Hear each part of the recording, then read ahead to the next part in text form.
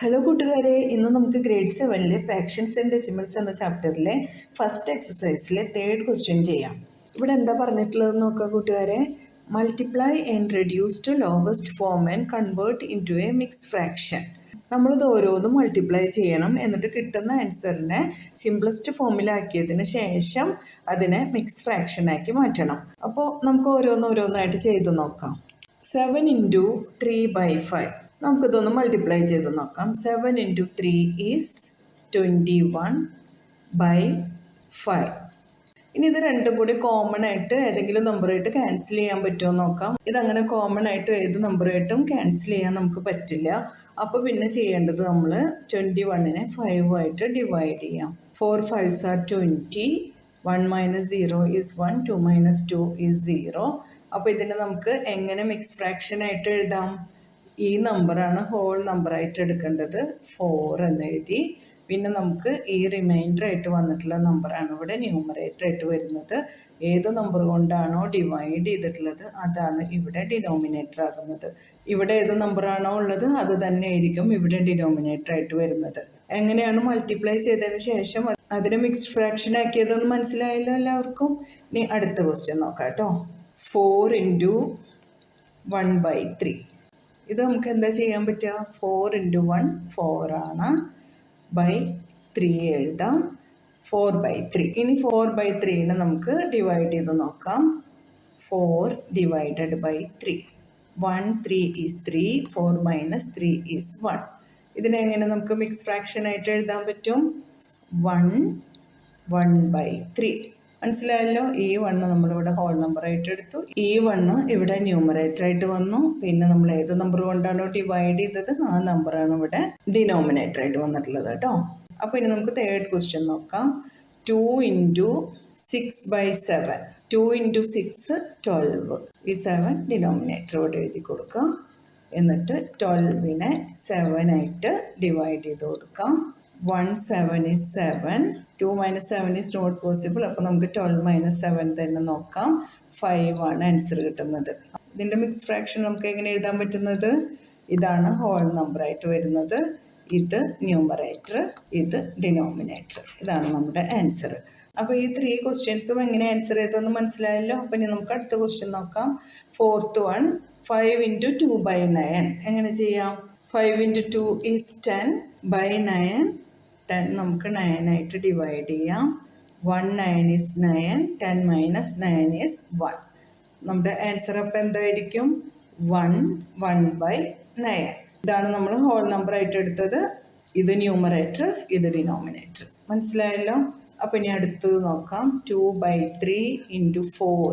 2 into 4 8/3. 8നെ നമുക്കൊന്ന് 3 ആയിട്ട് divide ചെയ്യാം. 2 3s are 6. 8 - 6 is 2. ഇതിനെ നമുക്ക് ഇങ്ങോട്ട് മിക്സ് ഫ്രാക്ഷൻ ആയിട്ട് എഴുതാം. ഇതാണ് ഹോൾ നമ്പറായിട്ട് എടുക്കുന്നത്. ഈ റിമൈൻഡറിന് നമുക്കിവിടെ ന്യൂമറേറ്റർ ആയിട്ട് എടുക്കാം. എന്തുകൊണ്ടാണോ ഡിവൈഡ് ചെയ്തത് അതിന് നമുക്ക് ഡിനോമിനേറ്റർ ആയിട്ട് എടുക്കാം. ഇനി അടുത്തത് 5/2 ഇൻറ്റു 6. 5 ഇൻറ്റു 6 30/2. ഇനി ഇതിനെ നമുക്കൊന്ന് റെഡ്യൂസ് ചെയ്ത് കൊടുക്കാം അല്ലേ.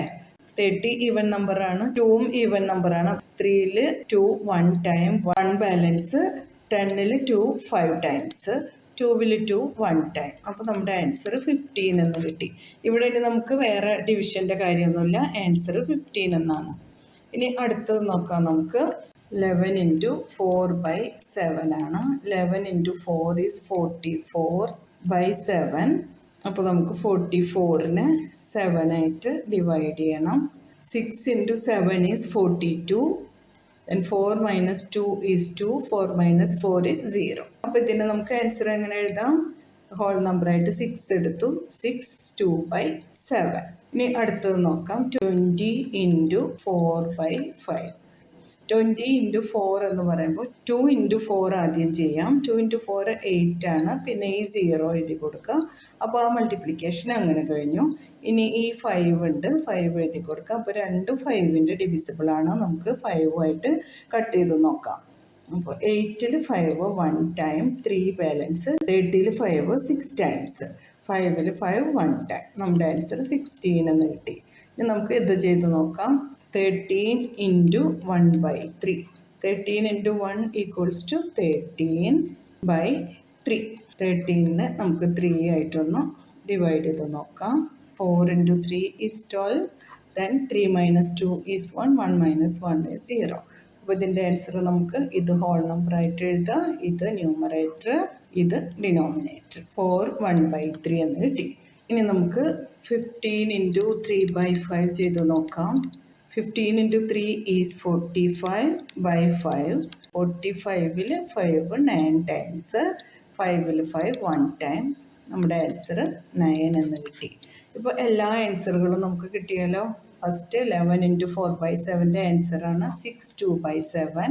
പിന്നെ നമുക്ക് 20 into 4 by 5 ഉണ്ടായിരുന്നു, അതിൻ്റെ ആൻസറാണ് 16. പിന്നെ 13 into 1 by 3, അതിൻ്റെ ആൻസറാണ് നമുക്ക് 4 1 by 3 എന്ന് കിട്ടിയിട്ടുള്ളത്. പിന്നെ 15 into 3 by 5 ഉണ്ടായിരുന്നു, അത് ചെയ്തപ്പോൾ നമുക്ക് 9 എന്ന ആൻസർ കിട്ടി. കൂട്ടുകാരെ, എല്ലാ പ്രോബ്ലംസും എങ്ങനെയാണ് ചെയ്തതെന്ന് നിങ്ങൾക്ക് മനസ്സിലായല്ലോ. എന്തെങ്കിലും ഡൗട്ട്സ് ഉണ്ടെങ്കിൽ കമൻറ്റ് സെക്ഷനിൽ ചോദിക്കാൻ മറക്കരുത്. ഈ ചാപ്റ്ററിൻ്റെ ഇൻട്രഡക്ഷൻ വീഡിയോ കൂടി ഒന്ന് കാണുകയാണെങ്കിൽ നിങ്ങൾക്ക് എല്ലാം കറക്റ്റായിട്ട് മനസ്സിലാവും. എല്ലാ കാര്യങ്ങളും ഡീറ്റെയിൽ ആയിട്ട് അതിൽ പറയുന്നുണ്ട് കേട്ടോ. പിന്നെ കൂട്ടുകാരെ, നിങ്ങളുടെ എല്ലാവരുടെയും സപ്പോർട്ട് വേണം. നിങ്ങൾ ആരെങ്കിലും സബ്സ്ക്രൈബ് ചെയ്യാതെ കാണുന്നുണ്ടെങ്കിൽ സബ്സ്ക്രൈബ് ചെയ്യണം കൂട്ടുകാരെ. ലൈക്ക് ചെയ്യണം, ഷെയർ ചെയ്യണം. നിങ്ങൾക്ക് ഈ വീഡിയോ ഉപകാരപ്പെട്ടു എന്ന് തോന്നുന്നുണ്ടെങ്കിൽ നിങ്ങളുടെ ഫ്രണ്ട്സിനെല്ലാം നിങ്ങൾ ഷെയർ ചെയ്ത് കൊടുക്കുക കൂട്ടുകാരെ. എല്ലാവരുടെ അടുത്തും നമ്മുടെ വീഡിയോയെ കുറിച്ച് പറയണേ. എന്നാൽ ശരി കൂട്ടുകാരെ, ബൈ ബൈ, താങ്ക് യു.